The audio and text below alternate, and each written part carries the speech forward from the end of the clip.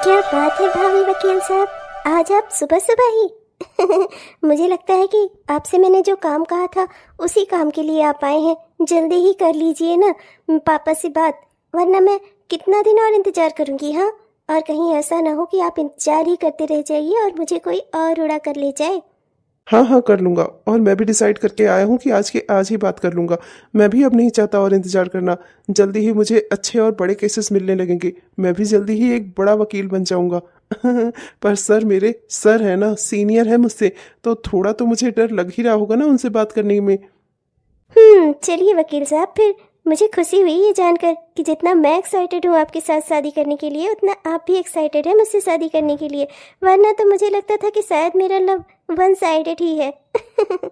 ओह, good morning dad. Dad, मैं बस college के लिए निकल ही रही थी। ठीक है डैड, मैं फिर आपको शाम को मिलती हूँ। बाय। बेटा साक्षी, अपने पढ़ाई पर ध्यान दो और ना इधर उधर ज़्यादा बातें करने की ज़रूरत नहीं है। ठीक है, अपने करियर पर इंसान को पहला फोकस करना चाहिए। जाओ तुम। प्रशांत। जी जी सर। सर मुझे ना आपसे एक बहुत इम्पोर्टेंट बात करनी थी, बहुत ज़रूरी।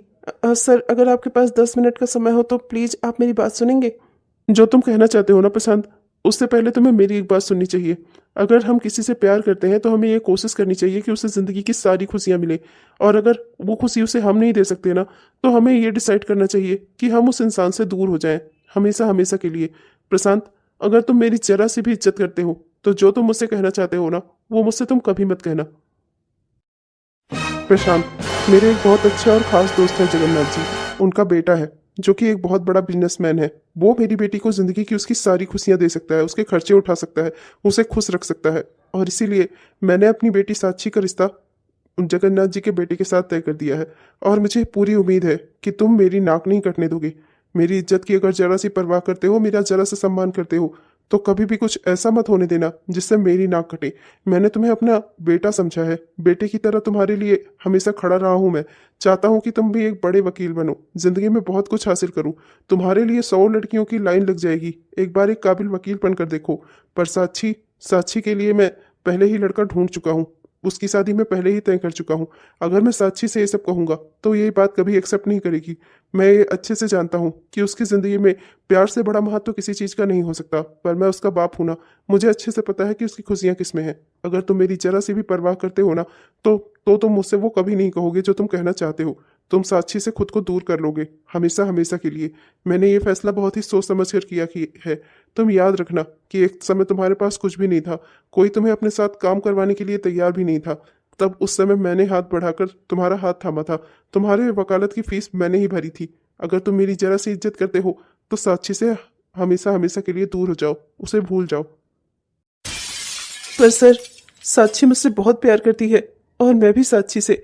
दुनिया में सारी खुशियां पैसों से नहीं खरीदी जा सकती सर। मैं साक्षी को पसंद करता हूँ। साक्षी मेरे अलावा कभी किसी के साथ खुश नहीं रहेगी। साक्षी अभी नादान है, दुनिया देखी ही उसने कितनी है।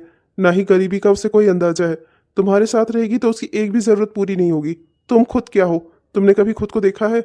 एक स्ट्रगल करते हुए वकील हो, अभी कोई बड़े वकील बने भी नहीं हो। क्या साक्षी के खर्चे उठा पाओगे तुम? इस वकालत में बहुत लोग उतरते हैं, पर कौन कितना आगे जाएगा ना, ये फिक्स नहीं होता। कोई कोई तो बस एक साधारण वकील बनकर ही रह जाता है, जो अपना खुद का खर्चा भी नहीं उठा सकता। और तुम तो अभी इस फील्ड में तुमने सिर्फ कदम ही रखा है। और जगन्नाथ जी का बेटा वो एक बड़ा बिजनेसमैन है, जो मेरी साक्षी को जिंदगी की सारी खुशियां दे सकता है। और सबसे बड़ी बात, जब तुम मुसीबत में थे मैंने तुम्हारा साथ दिया था, मैंने तुम्हारा हाथ थामा था। तो मैं उम्मीद करता हूँ कि तुम मेरी इज्जत नहीं कम होने दोगे। जगन्नाथ जी से मैंने वादा किया है कि मैं उनके बेटे के साथ अपनी बेटी की शादी करूंगा। अब सब कुछ तुम पर निर्भर है। अगर तुम चाहो तो साक्षी से शादी कर सकते हो और मुझे भुला सकते हो, मेरे एहसानों को भुला सकते हो। और अगर चाहो तो मुझे थोड़ा सा सम्मान दे दो। मैंने तुम्हारे लिए इतना कुछ किया है, और साक्षी को भुला दो। इसी में तुम्हारी और साक्षी दोनों की खुशियां हैं। तुम मुझे कुछ बताओगे भी कि तुम मुझसे ये क्यों कह रहे हो कि मैं तुम्हें भूल जाऊं? इतने सालों के प्यार का तुम मुझे ये सिला दे रहे हो? हाँ, जब हमारी शादी करने की बात आई तो तुम अपना पीछा छुड़ा रहे हो मुझसे। मैं कुछ कह नहीं सकता साक्षी, बस यही समझ लो। ना तो मैं तुम्हारे खर्चे उठा सकता हूँ, और ना ही तो मैं तुम्हें वो खुशियां दे पाऊंगा जो खुशियां तुम डिजर्व करती हो। मेरे पास कुछ भी नहीं है। मैं अभी वकालत के क्षेत्र में सिर्फ कदम ही रख रहा हूँ। आगे बड़ा वकील बनूंगा या नहीं बन पाऊंगा इसकी भी कोई गारंटी नहीं है। जिंदगी में मुझे अभी किसी के सहारे की खुद जरूरत है। मैं तुम्हारा सहारा क्या बनूंगा? मुझे तो अपने प्यार पर भरोसा था। मैंने सोचा था कि हम जिंदगी में आगे एक साथ बढ़ेंगे। तुम गिरोगे तो मैं तुम्हें संभालूंगी। मैं थी ना, लेकिन तुम्हें तो मुझ पर भरोसा ही नहीं है। तुम्हें तो बस एक सरल रास्ता नजर आया है मुझे छोड़कर जाने का। ये क्यों नहीं कहते कि मुझसे अब दिल भर गया है तुम्हारा, मुझसे शादी करने का मन नहीं है तुम्हारा। ठीक है, जो तुम करना चाहो, मुझे भी कोई दिक्कत नहीं है। हमेशा तुम्हारी खुशियां ही चुनी है। अगर मुझसे अलग होने में तुम्हारी खुशी है तो फिर यही ठीक है। आज से तो मेरा भी भरोसा उठ गया प्यार पर से। वास्तविकता में प्यार करके इंसान को कुछ भी हासिल नहीं होता। मेरे पापा बिल्कुल सही कहते हैं, लड़के धोखेबाज होते हैं। मुझे उनसे दूर रहना चाहिए था। न जाने कैसे ही मैं तुम्हारे प्यार में पड़ गई। आज साक्षी की शादी है, कल उसकी विदाई हो जाएगी। इस घर से हमेशा हमेशा के लिए वो दिल्ली रवाना हो जाएगी। मैं बेहद खुश हूँ कि तुमने अपनी जिंदगी में अच्छा चुनाव किया। साक्षी की जिंदगी बना दी तुमने। साक्षी हमेशा खुश रहेगी और इसके लिए मैं तुम्हारा जितना धन्यवाद करूँ ना उतना कम है। आज तुमने दिखा दिया कि वास्तविकता में तुम साक्षी से बहुत प्यार करते थे। सर, आपने मुझसे कहा था कि अगर मैंने आपका सम्मान किया हो जिंदगी में, कभी आपने मेरे ऊपर इतने एहसान किए थे, उस एहसान के बदले में आपने मुझसे जो मांगा मैंने वो किया। जिस समय जिंदगी में मुझे सबसे ज़्यादा किसी की ज़रूरत थी आपने हाथ बढ़ाकर मेरा साथ दिया था। जब मेरे लिए कोई मेरी वकालत की फ़ीस भरने वाला नहीं था, तब उस समय आपने मेरी वकालत की फ़ीस भरी थी। मेरी माँ के ऑपरेशन के लिए भी आपने पैसे दिए थे। तो मैं आपको इनकार कैसे कर सकता था सर? बस लेकिन आप ये समझ लीजिए कि आपने मुझसे मेरी आत्मा ही छीन ली। आज के बाद से मैं जिंदा तो हूँ, पर आपने मुझसे मेरी ज़िंदगी छीन ली। शादी के 4 महीने बाद मैं क्या कह रही थी कि मुझे ना नैना माता के दर्शन करने थे। तो हम चलते हैं ना, शादी को 4 महीने हो ही गए हैं। चलते हैं, नैना माता के दर्शन कर लेंगे। उसके बाद आप मुझे शिमला, मनाली यहाँ सब घुमा दीजिएगा। मेरा बड़ा ही मन था कि शादी के बाद मैं अपने पति के साथ ऐसे सब जगह घूमने जाऊँ। क्या कहते हैं आप? अच्छा रहेगा ना? इस बार छुट्टी में आप ये प्लान बना लीजिए। नैना माता का दर्शन, शिमला मनाली। अरे शिमला मनाली तो मैं ना जाने कितनी बार घूम चुका हूँ, वहां क्यों जाऊंगा मैं? मेरा ना मेरे दोस्तों के साथ प्लान बना है, स्विट्जरलैंड जाना है हमें, वहां घूमने जाऊंगा। शिमला मनाली, नैना देवी। ये भक्ति में दर्शन करने में ही तुम्हारा जी लगा रहता है। अरे कुछ तो मॉडर्न बनो। एक तो वैसे भी ये 5 मीटर की साड़ी पहनकर रहती हो, बहुत अजीब लगता है मुझे। ऐसा लगता है कि जैसे किसी गांव की गंवार लड़की को उठा लाया हूं मैं। शादी की थी मॉडर्न लड़की से, इतने बड़े घर की बेटी से, पर निकली तुम क्या? कभी कभी तो यकीन ही नहीं होता कि इतनी वेल एजुकेटेड हो तुम, इतनी पढ़ी लिखी हो, इतने बड़े बाप की बेटी हो। मैं ना स्विट्जरलैंड जाऊंगा। और हाँ, जरा अपने पापा को फोन कर देना, उनसे कह देना कि 2 लाख रुपए भिजवा देंगे, कुछ काम था मुझे, ठीक है? स्विट्जरलैंड जाना है मुझे अपने दोस्तों के साथ। तुम अपना घर पर रहो। 2 लाख? अभी कुछ समय पहले ही तो आपने पापा से 5 लाख रुपए लिए थे। आप खुद इतने बड़े बिजनेसमैन हैं। आपके पापा हाई कोर्ट में वकील हैं। फिर भी आप मेरे पापा से इतने पैसे क्यों मांगते रहते हैं? और स्विट्जरलैंड आप चल रहे हैं तो मैं भी तो आपके साथ चल सकती हूँ ना। आखिर मैं पत्नी हूँ आपकी, आप मुझे कहीं ले जाना क्यों नहीं चाहते? तुमसे सवाल करने को किसने कहा? हाँ, सवाल करने को किसने कहा? औरत हो, औरत बनकर रहो। बहुत ज्यादा अपना मुंह चलाने की जरूरत नहीं है। जितना कहा है बस उतना करो। अपने बाप को फोन लगाओ और उनसे पैसे मांगो, समझी? बड़ी आई है मुझे सिखाने वाली। मुझे जरूरत है तो उनसे नहीं लूंगा तो और क्या, बाहर वालों से लेने जाऊंगा? हाँ, और वैसे भी वो अपने दामाद को नहीं देंगे तो और किसे देंगे? उनका दामाद हूं मैं, समझी? चुपचाप से फोन करो उन्हें और उन्हें बोलो कि 2 लाख रुपए दे मुझे, समझी? और ज्यादा सवाल जवाब करने की जरूरत नहीं है। और तुम्हें मैं कहाँ लेकर जाऊं? अपनी शकल सूरत देखी है पहले? घर की नौकरानी से भी बदतर लगती हो तुम। तुम्हें लेकर जाऊं? अपनी बेइज्जती थोड़े ना करानी है मुझे। घर पर रहो, ऐसे एसी में अपने दिन गुजारो, इससे ज्यादा और तुम्हें क्या चाहिए? और हाँ, एक बात और, औरत हो, औरत की तरह रहा करो, समझी? आइंदा से अगर मुझसे कभी कोई सवाल करने की या मेरे सामने कोई जिद करने की कोशिश भी की ना, तो मुझसे बुरा कोई नहीं होगा। वापस ले जाकर तुम्हें तुम्हारे मायके पटकाऊंगा, फिर वहीं रहना अपने मायके के धन में, समझी? बड़ी आई हैं। औरत हो, औरत बन के रहो।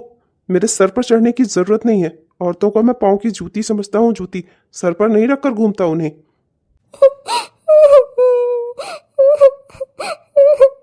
साक्षी बेटा। माँ जी, क्या मैं बेकार दिखती हूँ? क्या मैं सुंदर नहीं हूँ?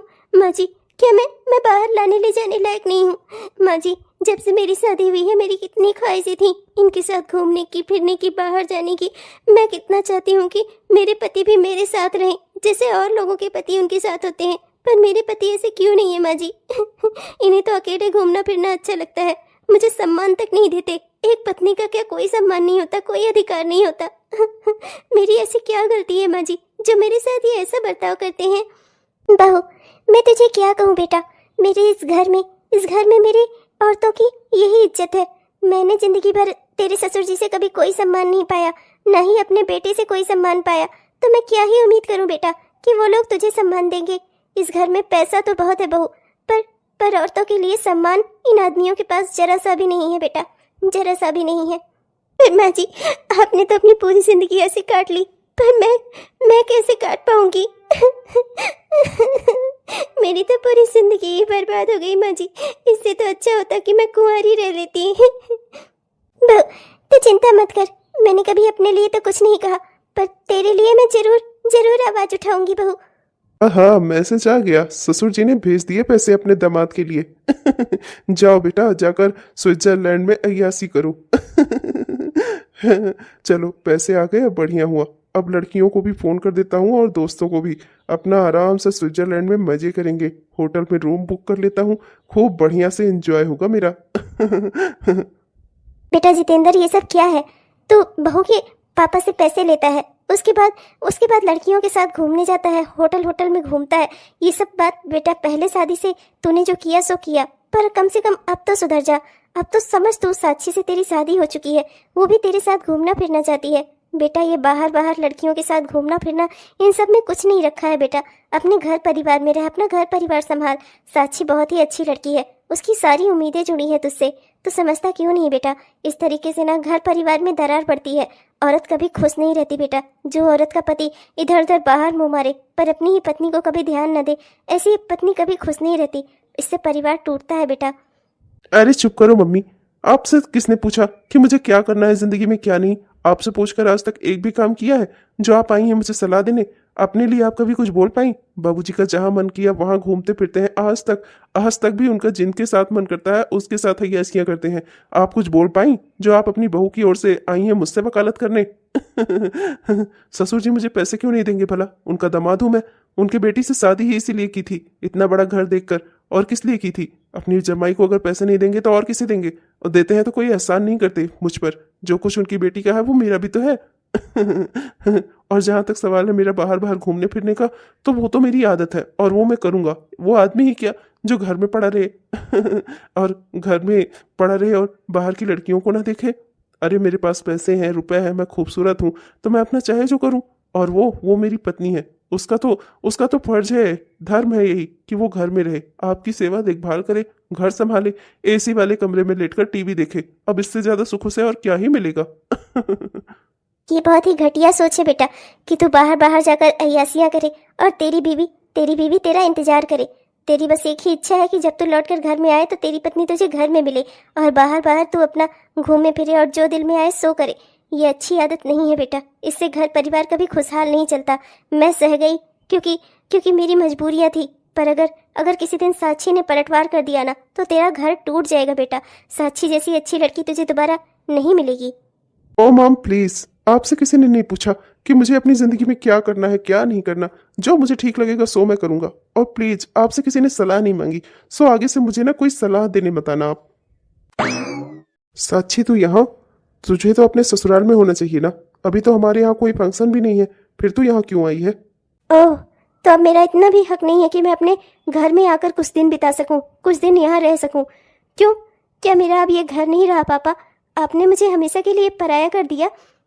ऐसा क्यों बोल रही है साक्षी? मेरी बेटी है तू। पर देख बेटा, एक बड़े घर की बहू भी है तू, उनका मान सम्मान जुड़ा है तुझसे। और इस तरीके से तो बिना बताए अगर अपने घर चली आएगी, अपने मायके चली आएगी, सोचा भी है कि वहां जगन्नाथ जी, उनकी पत्नी और तेरा पति लोगों को क्या जवाब देंगे? इस तरीके से बार बार तेरा मायके आना ये शोभा नहीं देता। और मैं जानता हूँ जिस भी चीज के लिए तू यहाँ आ रही है ना, मैं तुझसे अभी भी कहूंगा अब अपने घर परिवार में रह और बेकार के चोचलों में मत पड़। ऐसा कोई भी कदम मत उठा जिससे तेरी जिंदगी में कोई तूफान आए। वाह डैड, आपने हमेशा मुझे सिर्फ दूसरों के सम्मान की रक्षा करने के बारे में ही बताया है। पहले आपके सम्मान की रक्षा करूं, फिर पति के सम्मान की रक्षा करूं, ससुराल के सम्मान की रक्षा करूं। पर मेरा क्या पापा? मेरी क्या कोई ख्वाहिशें नहीं थी? मेरी क्या कोई इच्छा नहीं थी? आपको अब यहाँ मेरा आना भी खटक रहा है। मैं जाऊँ कहाँ, आप मुझे ये बता दीजिए। जिसके साथ आपने मेरी शादी की है उसे तो मुझसे कोई मतलब ही नहीं है। वो तो अपना बाहर बाहर घूमते फिरते हैं, जब उनका दिल करता है जहाँ चले जाते हैं। मुझे कहीं लेकर नहीं जाते वो, क्योंकि मेरे साथ चलने में तो उनकी बेइज्जती होती है ना। मुझसे शादी करके तो उनकी नाक कट गई है पापा, मैं उनके लायक नहीं थी। फिर आपने मेरी शादी उनसे क्यों करवाई? मैं उनके मान सम्मान की रक्षा करूँ, और मेरी इच्छाओं का क्या? मेरी इच्छाओं के बारे में सोचने वाला कोई नहीं है। देख साक्षी, शादी को अभी तेरे कुछ महीने ही हुए हैं, इतनी जल्दी सब कुछ ठीक हो जाए ये जरूरी नहीं है बेटा। और वैसे भी इतने बड़े घर परिवार में तेरी शादी हुई है, थोड़ा बहुत तो तुझे एडजस्ट करना ही होगा ना। अभी सब कुछ नया नया है, धीरे धीरे सब एडजस्ट हो जाएगा। अब लेकिन अगर ऐसे ही भाग भाग कर मायके आती रही ना तो कुछ भी ठीक नहीं होगा, समझी? ठीक है डैड, समझ गई मैं। मेरा तो नाम ससुराल रह गया है ना मायका।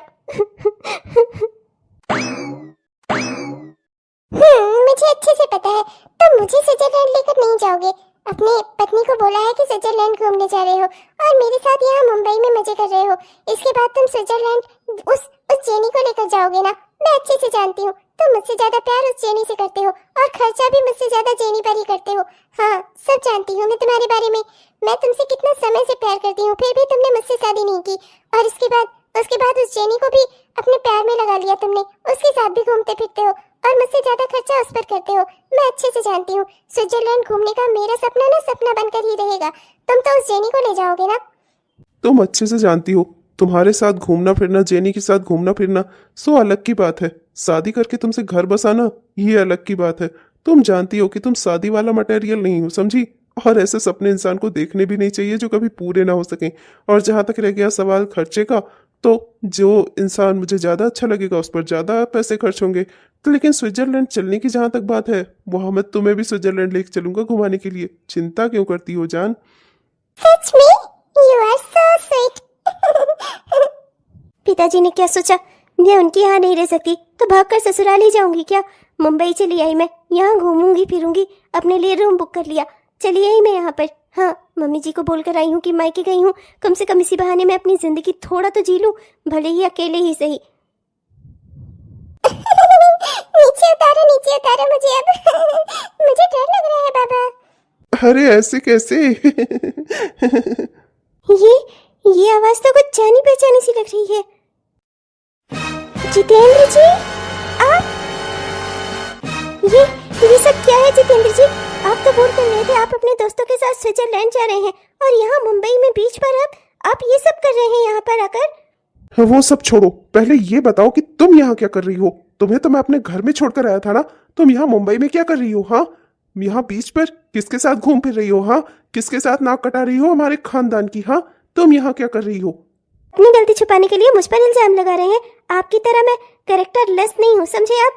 मैं यहाँ अकेले घूमने आई थी, और यहाँ आकर जो नजारा देखा ना, मेरी आंखें खुली रह गईं। मेरे पापा से पैसे लेकर आप अय्यासियाँ करते हैं? हाँ, दुष्ट औरत, बेगैरत कहीं की। तुम्हारी हिम्मत कैसे हुई मुझसे सवाल करने की? हाँ, मुझसे सवाल आज तक मेरे बाप ने नहीं किया, फिर तुम क्या चीज हो? जो तुम्हें मिल रहा है ना उसी में खुश रहो, एसी वाले कमरे में लेटकर टीवी चलाओ। तुम मेरी पत्नी हो, इसके लिए तुम्हारे लिए इतनी सारी सुख सुविधाएं हैं।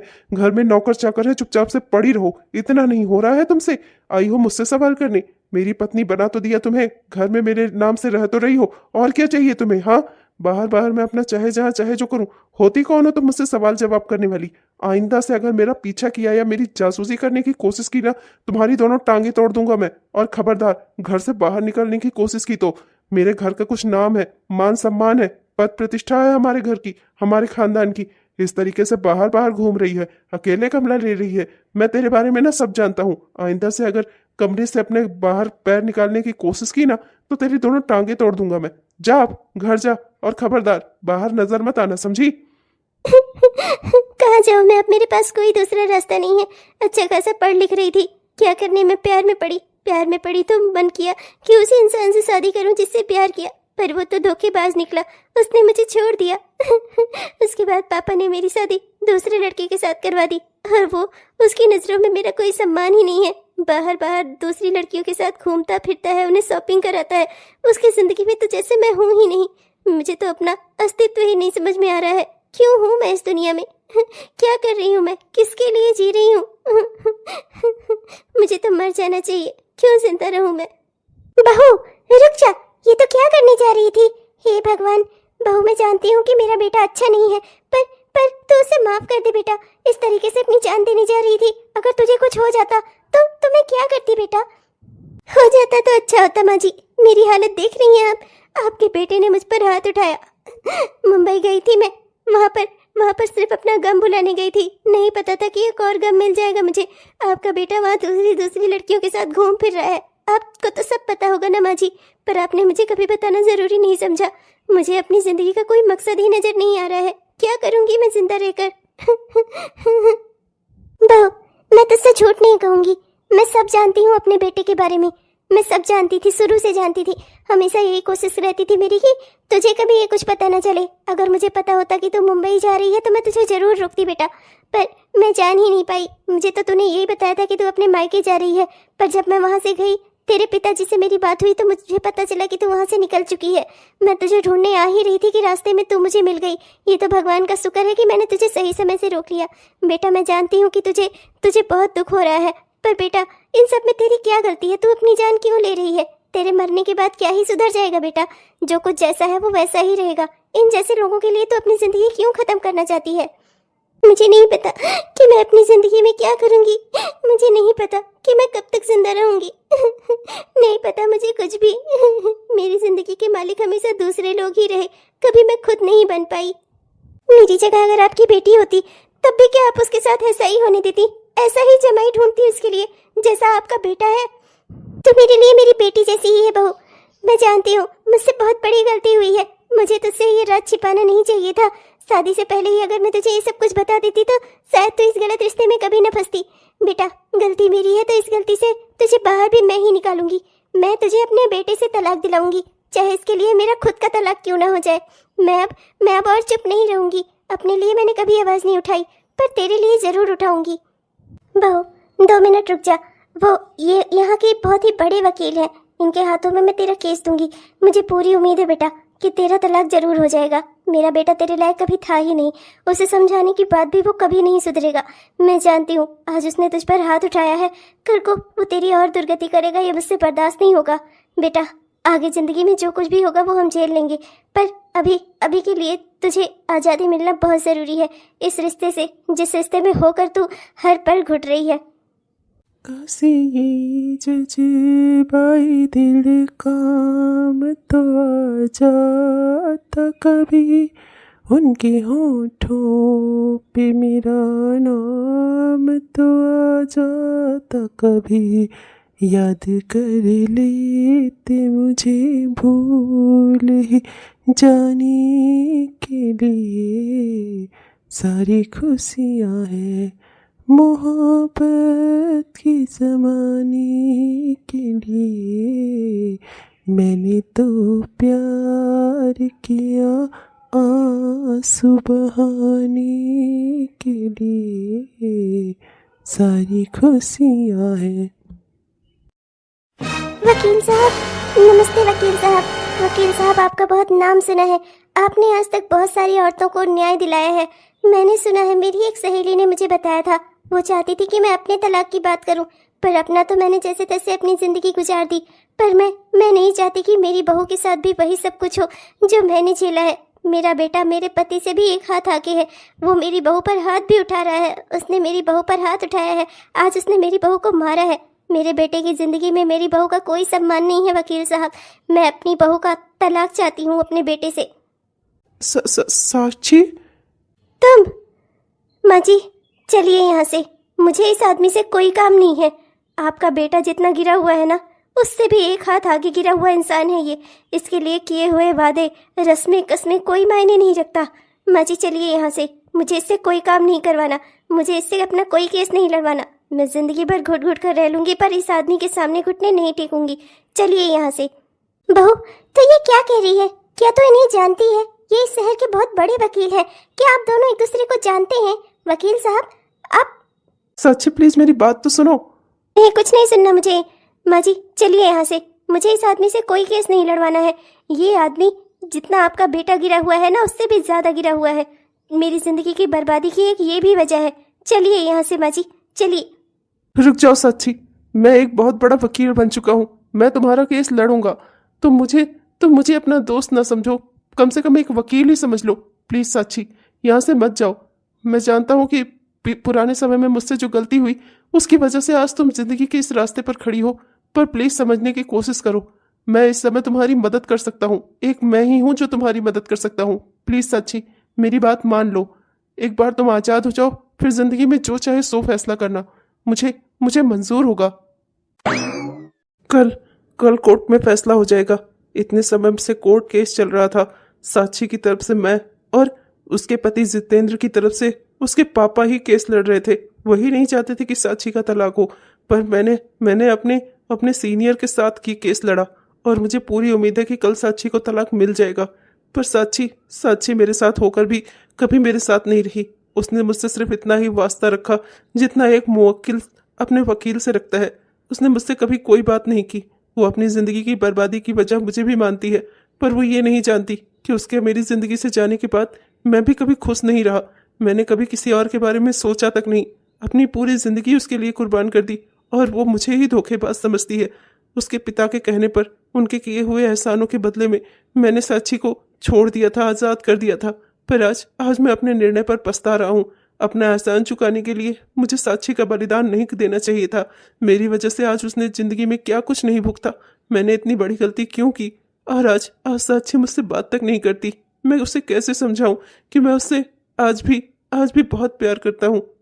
वकील बाबू, कल कोर्ट का फैसला आएगा और मुझे पक्का यकीन है कि आप केस जरूर जीतेंगे।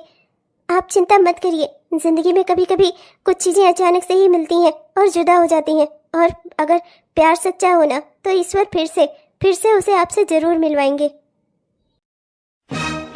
आज तो तुम्हें बहुत खुशी हो रही होगी ना। आज से कई सालों पहले मैंने तुम्हें जो करने से रोका था, आज आखिरकार तुमने वो कर ही दिया ना। अपने सीनियर को हराकर बहुत खुशी हो रही होगी तुम्हें। तुमने मेरी बेटी की जिंदगी बर्बाद करने का ठेका ले रखा था क्या? शुरू से मैंने तुम्हें मना किया। अपनी बेटी की जिंदगी से तुम्हें बाहर निकाला इतनी मुश्किल से। अपने किए हुए एहसानों के बदले में मैंने तुम्हें अपनी बेटी को आजाद करने को कहा। मैंने अपनी बेटी की जिंदगी तुमसे एक बार बचा ली थी और आज तुमने फिर से वही कर दिया। मेरी बेटी को तलाक दिलाकर तुमने वापस से उसकी जिंदगी बर्बाद कर ही दी ना। एक अच्छे घर परिवार में उसकी शादी हुई थी, अच्छे घर परिवार में रहती है आराम से, लेकिन नहीं, तुमसे ये बर्दाश्त नहीं हुआ ना। अपने आप को ऊंचा दिखाने के लिए, अब वकालत में अपना बड़ा नाम करने के लिए, तुमने अपने सीनियर को हराने के लिए मेरी बेटी की जिंदगी बर्बाद कर दी। सर, काश आप ये समझ पाते कि आपकी बेटी की खुशी किस में है। सिर्फ एक इज्जतदार बड़े घर में उसकी शादी कर देना, क्या बस इतनी सी जिम्मेदारी थी आपकी? आपने कभी ये जानने की कोशिश की कि वहां पर खुश भी है या नहीं? नहीं, मैंने तो बस उसे उसकी खुशी वापस दिलाई है। और तुमने आज अपने पति से तलाक लेकर ना मेरे मुंह पर थप्पड़ जड़ा है, मेरी समाज में नाक कटाई है। आज के बाद से मेरा तुम्हारा कोई वास्ता नहीं है। पिताजी, मेरा आपसे वास्ता ही कब था? मेरे दुख सुख किस चीज से आपका लेना देना था? मैं खुश हूँ, दुखी हूँ, जिंदा हूँ या मर गई, इससे आपका क्या लेना देना था पिताजी? आपने तो शुरू से मुझे संतोष कर लिया था। पर कोई बात नहीं पिताजी, आप भले मुझे अपनी बेटी न माने, पर मैं हमेशा जब कभी आपको मेरी जरूरत होगी ना, मैं हमेशा आपके लिए खड़ी रहूंगी, एक अच्छी बेटी की तरह पिताजी। बेटा, बहू, आज तो तूने सुन लिया ना। तेरे पापा के ही कहने पर प्रशांत ने तुझे छोड़ा था बहू। इसमें इसकी बेचारी की कोई गलती नहीं थी। जितना तूने दुख भोगा है ना अकेले में, उतना ही ये भी रोया है तेरे लिए। पर अब बस बहुत हो गया। जिंदगी में तुम्हें भी खुशियां हासिल करने का अधिकार है बहू। मैं जानती हूँ कि तुम अकेले भी अपनी जिंदगी में बहुत खुश रह सकती हो, आगे बढ़ सकती हो। पर बहू, प्रशांत तुम्हारा बहुत समय से इंतजार कर रहा है। इसने तुम्हें अपने से दूर तो किया, पर अपने दिल से नहीं निकाल सका। बेटा, इसके प्यार को, इसके इंतजार को उसका फल मिलना चाहिए बेटा। इसने तेरे प्यार में बहुत दुख भोगे हैं। ये तो ऐसा इंसान है, इसने जिससे प्यार किया वो लड़की इससे नफरत करती रही, फिर भी इसने तेरा इंतजार किया, तुझसे प्यार किया, हमेशा दुआओं में तेरी खुशियां ही मांगी बेटा। और आज भी इसने अपने उस सीनियर बॉस से, जिससे इसने कभी कोई केस जिसके खिलाफत में नहीं लड़ा, उसके खिलाफत में आखिर इसने आज केस लड़ा और तेरा लड़ा बेटा। अपने वकालत की डिग्री को भी इसने खतरे में डाल दिया, सिर्फ तेरे लिए। ये तुझसे बहुत प्यार करता है बेटा। ये बस तुझे एक बार तुझसे ये कहना चाहता था कि इसने जो कुछ भी किया ना तेरे पापा के कहने पर किया, पर ये तुझसे कभी कह ना सका। ये हमेशा यही चाहता था कि तू अपने घर परिवार में खुश रहे। पर बेटा, सच्चाई तो ये है कि तुम दोनों की खुशी ना एक दूसरे के साथ में है। मेरा बेटा कभी तुम्हारे लायक था ही नहीं। बेटा प्रशांत, मैं अपनी बहू नहीं, अपनी बेटी का हाथ तुम्हारे हाथों में दे रही हूँ और उम्मीद करती हूँ कि इस बार तुम कभी किसी दुनिया के डर से मेरी बेटी को अकेला नहीं छोड़ोगे, हमेशा इसका साथ दोगे। अकेले में रोने से बेहतर है कि साथ खड़े रहकर लड़ा जाए, दुनिया से, समाज से, पर एक दूसरे का साथ दिया जाए। माँ, आप कहाँ जा रही हैं? बेटा, मैं कहीं अपना ठिकाना ढूंढ लूंगी, तुम लोग एक दूसरे के साथ खुश रहो। ऐसा क्यों बोल रही हैं माँ? मैं जानती हूँ मेरा तलाक करवाने के बाद पिताजी आपको कभी उस घर में एक्सेप्ट नहीं करेंगे। उन्होंने आपको छोड़ दिया है। मेरे सामने ही उन्होंने ये बात कही थी कि वो आपको उस घर में कभी नहीं घुसने देंगे। आप उस घर में नहीं जाएंगी। आपको भी अपने आत्मसम्मान की चिंता है माँ, फिर हम आपको इस तरह अकेले कैसे छोड़ सकते हैं? आपने मुझे अपनी बेटी कहा है ना, तो आपको मेरे साथ ही रहना होगा। हाँ माँ, एक बार मैंने अपनी माँ के लिए साक्षी को छोड़ा था और आज मेरी वो माँ इस दुनिया में रह नहीं गई और दोबारा मेरी उस एक माँ के रूप में आपने आकर साक्षी का हाथ मेरे हाथों में रखा है। आपने मुझे साक्षी से मिलवाया है माँ, तो आप मुझे छोड़कर कैसे जा सकती हैं? एक माँ मुझे छोड़कर इस दुनिया से चली गई, पर दूसरी माँ को मैं अपने पास से जाने नहीं दूंगा। माँ, आप हमारे साथ रहिए। मैं आपका बेटा नहीं हूँ क्या? हाँ माँ, हम आपसे बहुत प्यार करते हैं। हम दोनों आपके बिना नहीं रह सकते। आपने हमें मिलवाया है ना, तो आपको हमारे साथ रहना ही होगा माँ। हाँ माँ, आपका ये बेटा आपको वापस से उस नरक में नहीं जाने देगा। आप मेरे घर में रहिए, अपने घर में रहिए, सम्मान के साथ, खुशी के साथ, अपनी बेटी के साथ, अपने बेटे के साथ। किसी ने सच ही कहा है, रिश्ते सभी अपने तभी बनते हैं जब उनमें प्यार और अपनापन हो। प्यार और अपनापन ना होना तो खून के रिश्ते भी अपने नहीं हो पाते, और अगर अपनापन और प्यार होना तो पराये रिश्ते भी अपने हो जाते हैं।